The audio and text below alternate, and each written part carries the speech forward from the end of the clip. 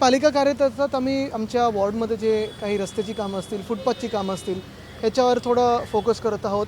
जे अनधिकृत हॉकर्स आहेत ते थोडं मोकळं करण्याचा प्रयत्न चालू आहे आमचा. आणि साधारणपणे जे गार्डन्स किंवा ओपन स्पेसेस आहेत ते नीटनेटके कसे करता येतील ह्याच्यावर आमचं पूर्ण आता लक्ष फोकस्ड आहे आणि ते आम्ही करत आहोत. तसंच आमचे नगरसेवक जे आहेत ते त्यांच्या वॉर्डात त्यांची कामं करत आहेत. खरं तर स्वीकृत नगरसेवकांचा सध्या विषय प्रचंड चर्चेमध्ये आहे.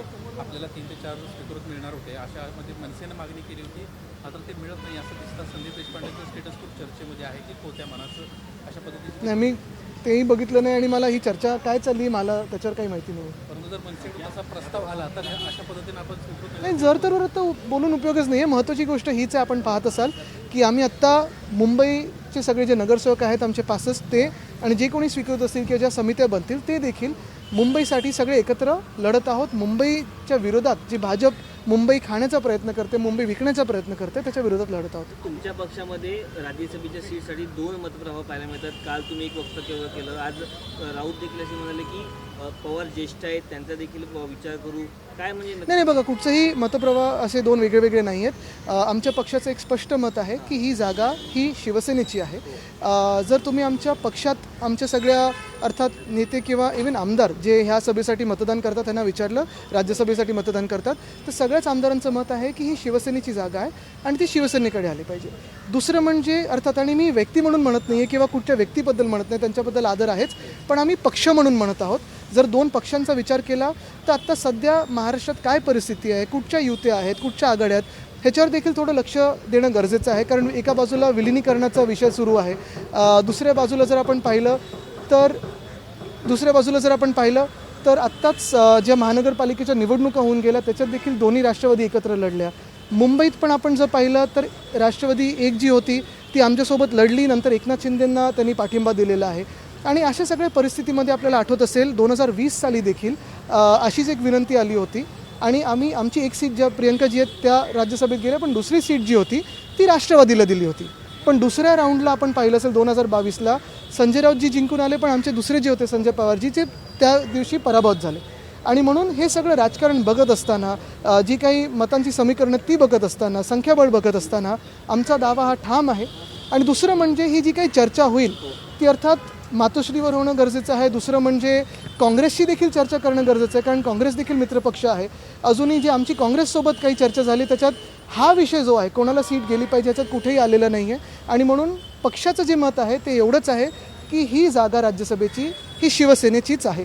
म्हणजे तुम्हाला असं म्हणायचं आहे का? एक मिनिट झालं हो, म्हणजे सर मला मी बघितलंच नाही कशाला सर, याचा अर्थ तुमचं असं म्हणणं आहे का की आता शरद पवारांच्या राष्ट्रवादीला बघा, संभ्रमाची जी भूमिका आहे मी कोणाबद्दल काही म्हणत नाही. मी पक्ष म्हणून पक्षीय राजकारण म्हणून म्हणत आहे. मी कुठच्याही व्यक्तीबद्दल बोलत नाही. पवारसाहेबांबद्दल आदर आहेच, पण जर पक्ष म्हणून बघितलं, जर विरोधी पक्ष म्हणून बघितलं तर मी माझ्या पक्षाची भूमिका पक्ष म्हणून मांडत आहे दुसऱ्या पक्षांच्या बाबतीत. आणि काँग्रेसने स्पष्टपणे भूमिका घेतली की सातत्यानं ही संभ्रमाची भूमिका जर ठेवत असतील तर वेगळा निर्णय. अजून काँग्रेसला देखील कोणी संपर्क केला नाही आणि हेच आमचं म्हणणं आहे की ही चर्चा झालीच नाही की कोणाला मिळालं पाहिजे. पण जर आपण पाहिलं तर संख्याबळ आणि जी काही रोटेशन असतं त्याच्यात ही सीट आमची आहे. आणि आमची म्हणत असताना अर्थात आम्ही आणि काँग्रेस आणि राष्ट्रवादी जी एकत्र आमच्यासोबत आहे ती आहे. हर्षवर्धन सपकाळांनी चंद्रपूरबाबत पुन्हा एकदा असं म्हटलं की ठाकरेंच्या सेनेने आम्हाला तेव्हा तिथे मतदान करायला हवं होतं. पुन्हा एकदा चंद्रपूरमध्ये अनेक ठिकाणी काँग्रेस आणि भाजपनी आपण पाहिलं असेल कुठे काय केलेलं आहे. पण महत्त्वाची गोष्ट म्हणजे चंद्रपूरमध्ये स्पष्ट आहे स्थानिक पातळीवर जे काही राजकारण चाललेलं, काँग्रेसमध्येच 2 गट होते. एकामेकांचे नगरसेवक मला वाटतं एका बसमधून पळवण्याचा देखील प्रयत्न झाला. बरं, आमच्याबरोबर बोलत असताना आमचेच लोक फोडण्याचा प्रयत्न झाला. त्याच्यावर तिथे स्थानिक लोकांनी आमच्या रिॲक्ट केलंच आहे. भिवंडीमध्ये आपण जर पाहिलं तर बीजेपीतून जो फुटलेला का जो गट होता, पण एकच आहे ना की काँग्रेसने देखील हे लक्षात घ्यावं की आता राजकीय जर आपण सगळी परिस्थिती पाहिली तर केंद्रात पण असेल किंवा राज्यसभेत पण असेल, आता अनेक विषयांवर आमचा लढा हा देणं चालू असतं. संविधानासाठी आम्ही एकत्र लढत आहोत, राहुलजी जे लढा देतात त्याच्यात आम्ही एकत्र लढत आहोत. धारावीच्या विरोधात कोण नक्की राज्यसभेत विरोधात लढत आहे हे देखील तेवढंच बघणं गरजेचं आहे. आणि म्हणून शिवसेनेचा आवाज, मग त्या प्रियंकाजी असो किंवा संजय राऊतजी असो, हे दोघंही पुन्हा एकदा तिथे जाणं किंवा शिवसेना म्हणून 2 सीट्स तिथे असणं हे काँग्रेसला देखील तेवढंच चांगलं आहे. एप्स्टीनचा मुद्दा सध्या खूप गाजतो आहे. एप्स्टीन फाईलच्या संदर्भामध्ये प्रकाश आंबेडकरांना काही वेळा अरे आत्ता तेच उत्तर दिलं मी. एप्स्टीन फाईलचा सध्या खूप प्रचंड मुद्दा गाजतो आहे. प्रकाश आंबेडकरांना असं म्हटलेलं आहे की कुठेतरी मोदी अमेरिकेच्या दबावाखाली येऊन त्यांच्या फाईल्समध्ये त्यांचे व्हिडिओ असण्याची शक्यता आहे. या दबावाखाली येऊन भाजप अमेरिकेला कशा पद्धतीनं मदत करतायत, त्यांच्या दबावाखाली झुकतायत. तुम्हाला असं बघा 2-3 गोष्टी आहेत त्याच्यात. हे आंबेडकर साहेब जे म्हणाल त्याच्यावर मी आत्ता काही वक्तव्य करणार नाही, कारण ते मी आत्ता तुमच्याकडून ऐकतो, अजून पाहिलं नाही आहे. पण 2-4 गोष्टी प्रामुख्याने ज्या दिसतात ते ह्या आहेत. हरदीप सिंग पुरी यांचं नाव हे 2-3दा नाही तर 17 की 18 वेळा भेट झाली इप्सिन बरोबर ह्याच्यात आलेलं आहे. आता इंग्लंडमध्ये आपण पाहिलं तर इंग्लंडमधल्या राजघराण्याच्या एका व्यक्तीवर काल अटक झालेली आहे. हां, म्हणजे तिथे कायदा कसा चालतो हे खरोखर बघण्यासारखं आहे. पण इथे अजूनही ह्या मंत्र्यांचा राजीनामा घेतला नाही आहे. दुसरं म्हणजे एका चॅनल, ते आता तुम्ही कट कराल जे चॅनल आहे ते, पण त्यांचे जे एडिटर आहेत ते एकमेव आहेत जगभरातले ज्यांनी इप्सिनला डिफेंड केलं. का तर मोदी सरकारनं डिफेंड करायचं. आणि हे सगळं असं चित्र असताना आपण आपल्या देशामध्ये नेमकं कुठे चाललो आहे. आणि हे एका बाजूला असताना दुसऱ्या बाजूला इंडो US डील, त्याच्यातून नक्की स्पष्टता आली नाही आहे. आपल्या शेतकऱ्यांचं काय होणार, डेअरीच्या फार्मर्सचं काय होणार हे कोणालाही माहिती नाही आहे. दुसऱ्या बाजूला ऑपरेशन सिंदूरच्या वेळी सीजफायर नेमका का झाला हे देखील माहिती नाही आहे. बिगवनमध्ये ज्या पद्धतीनं सध्या हिंदू मुस्लिम लग्नाचा एक सध्या विषय प्रचंड कुठे? बिगवनमध्ये त्या प्रकरणाकडे तुम्ही सर कसं बघताय? कारण मुलीनं स्पष्टपणे पुढे येऊन म्हटलेलं आहे की माझ्या संमतीनंच मी लग्न करत आहे. मात्र त्या ठिकाणी गोपीचंद पडळकर असतील, संग्राम जगताप असतील यांची वाद. आता ह्या पातळीवर मला जायचं नाही आहे. लग्न कोण करत असेल तर कोणाला काय त्रास असेल.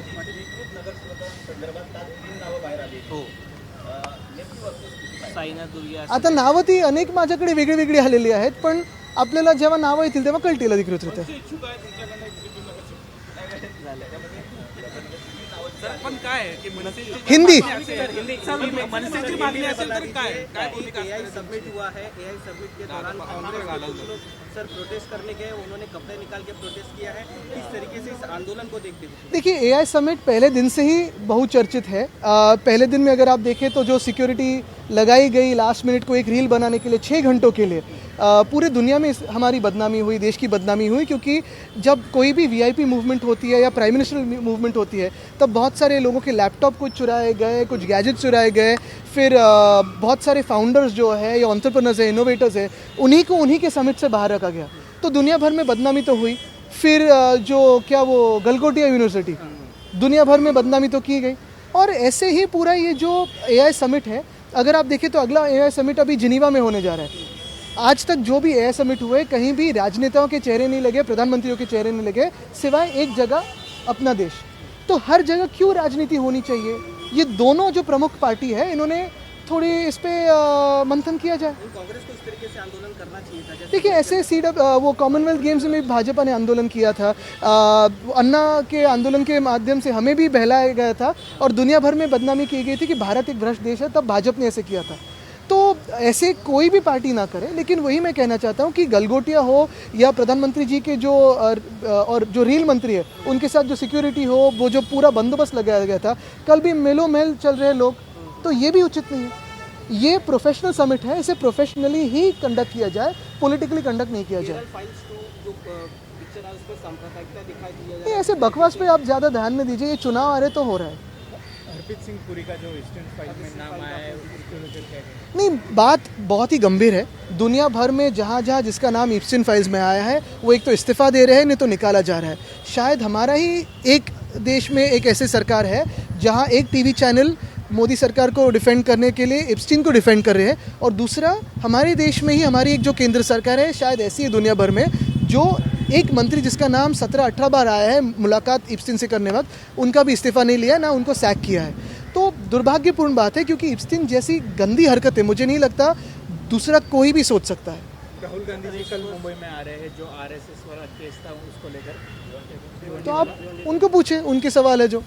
लेकिन जो RSS ने केला है डिफेमेशन केस किया है, अरे वो उन दोनों के बीच में, हम क्यों हर जगह हाथ डाले अपना. सर इसको संबंध तुम्ही ट्विट केलं, एकनाथ शिंदेवरती टीका केली आहे, काय प्रकरण काय? बघा, एक सोपी गोष्ट आहे, साधी गोष्ट आहे. आमचं मत हेच आहे की मुंबई असो किंवा कुठचंही शहर असो किंवा कुठचाही जिल्हा असो, तिकडे जी ओपन स्पेसेस आहेत, मैदानं आहेत, ती मातीचीच राहिली पाहिजेत, मोकळीच राहिली पाहिजेत. जसं एकनाथ शिंदे बिल्डरांच्या घशात टाकण्याचा प्रयत्न करतात, ते आम्ही होऊ देणार नाही.